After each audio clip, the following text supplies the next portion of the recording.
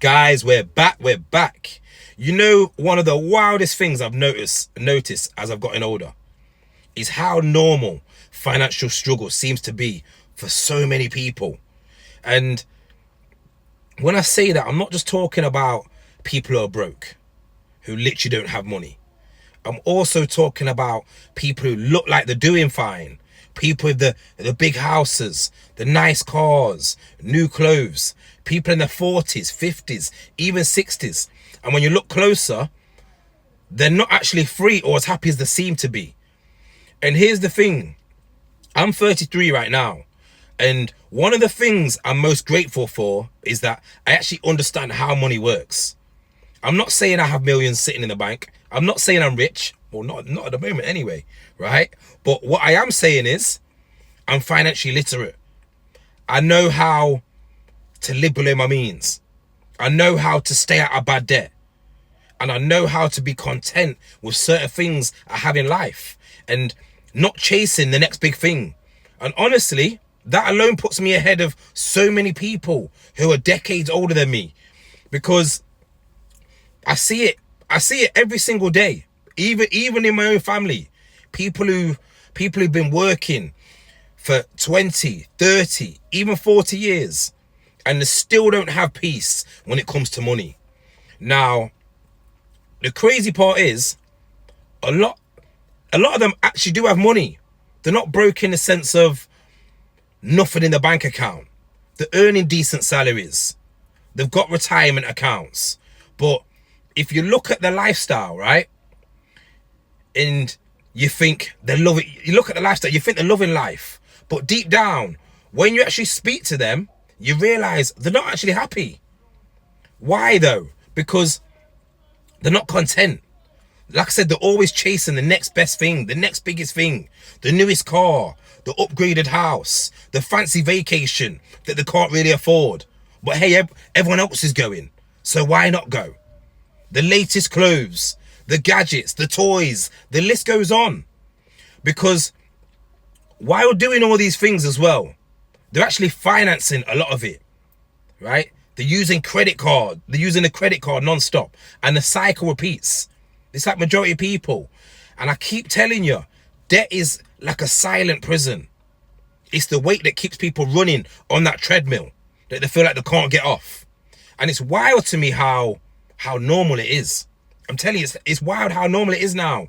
Credit cards maxed out, car loans on vehicles they don't need, mortgages stretched, okay, to the absolute limit because they wanted the bigger house to impress people that don't even care. And when it comes to finally slow down and rest, they can't, because the payments don't stop. The bills keep coming. It's like that stuff they wanted so badly. It comes with chains attached. But the wildest part is, like I say, people, they think it's normal. And that's the saddest reality. Most people, they don't realize that they're actually trapped. It's nuts. They do not realize they're trapped. They think this is just how life's supposed to be. Work a job that you don't like. Spend money to make yourself feel better. Get into debt because, hey, everyone else has a car loan. Stress every month about bills. And repeat the cycle for 30, 40, 50 years. And by the time they hit retirement, if they even make it there, like I say, with any health left, they look back and realize they never actually lived free. That's why, honestly, at 33, I can honestly say I'm grateful. Seriously, not because, like I said, not because I've made it or because I'm rich, but because I actually understand how the money works.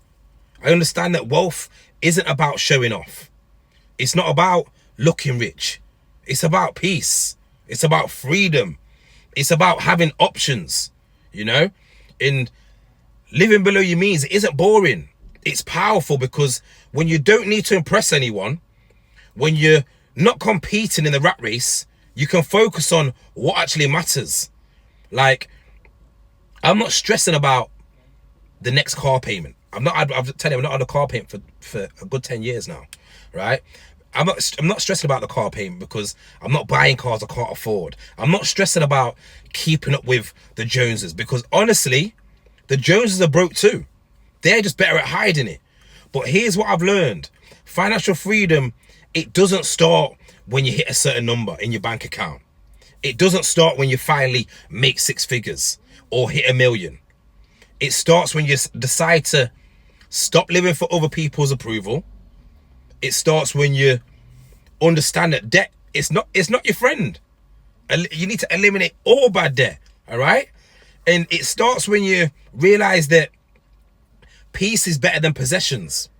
And most of all, what I always preach, it starts when you put your money into assets instead of liabilities. And if you're younger, I'm telling you, if you're younger, right?